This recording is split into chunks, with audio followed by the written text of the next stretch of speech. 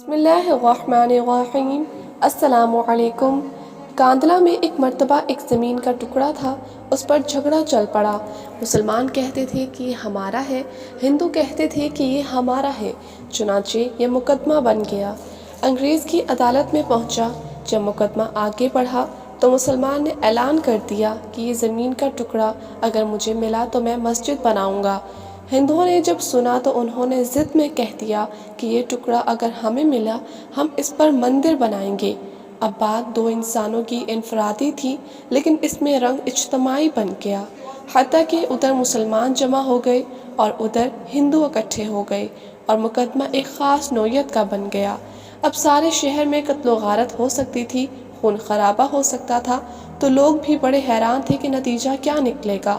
انگریز جج تھا، وہ بھی پریشان تھا کہ اس میں کوئی صلح و صفائی کا پہلو نکالے، ایسا نہ ہو کہ آگ اگر جل گئی تو اس کو بجھانا مشکل ہو جائے۔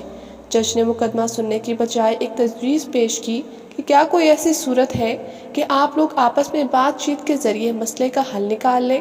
تو ہندوؤں نے ایک تجویز پیش کی کہ ہم آپ کو ایک مسلمان کا نام تنہائی میں بتائیں گے، آپ اگلی پیشی پر ان کو بلا لیجئے اور ان سے پوچھ لیجئے، اگر وہ کہیں کہ یہ مسلمانوں کی زمین ہے تو ان کو دے دیجئے، اور اگر وہ کہیں کہ یہ مسلمانوں کی زمین نہیں ہندوؤں کی ہے تو ہمیں دے دیجئے۔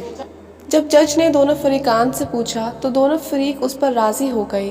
مسلمانوں کے دل میں یہ تھی کہ مسلمان ہوگا، جو بھی ہوا تو وہ مسجد بنانے کے لیے بات کرے گا۔ چنانچہ انگریز نے فیصلہ دے دیا اور مہینہ یا چند دنوں کی تاریخ دے دی کہ بھئی اس دن آنا اور میں اس بڈھے کو بھی بلوا لوں گا۔ اب جب مسلمان باہر نکلے تو بڑی خوشیاں منا رہے تھے، سب کو ڈرا رہے تھے، نعرے لگا رہے تھے۔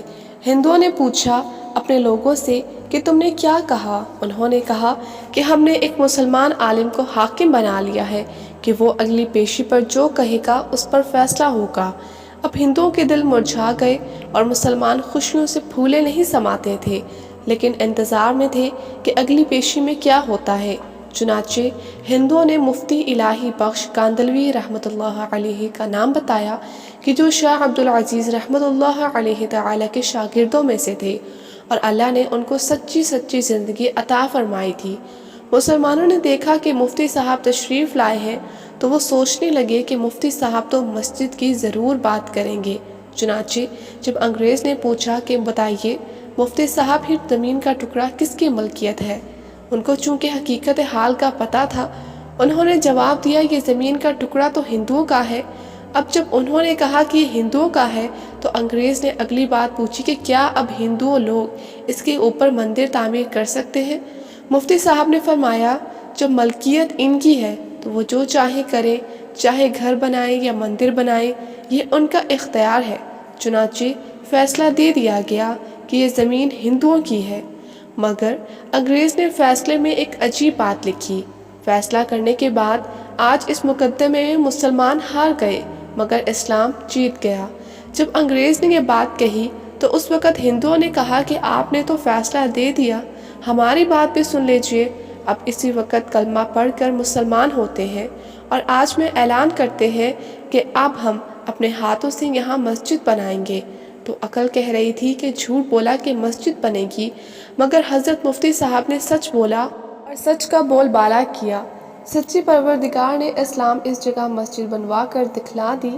تو کئی مرتبہ نظر آتا ہے کہ جھوٹ بولنا آسان راستہ ہے، جھوٹ بولنا آسان راستہ نہیں ہے، یہ کانٹوں بھرا راستہ ہوا کرتا ہے۔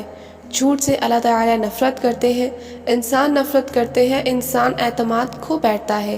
ایک جھوٹ کو بولنے کے لیے کئی جھوٹ بولنے پڑتے ہیں، لہٰذا جھوٹی زندگی گزارنے کی بجائے سچی زندگی کو آپ اختیار کیجئے، اس پر اللہ تعالیٰ آپ کی مدد فرمائیں گے۔ آمین۔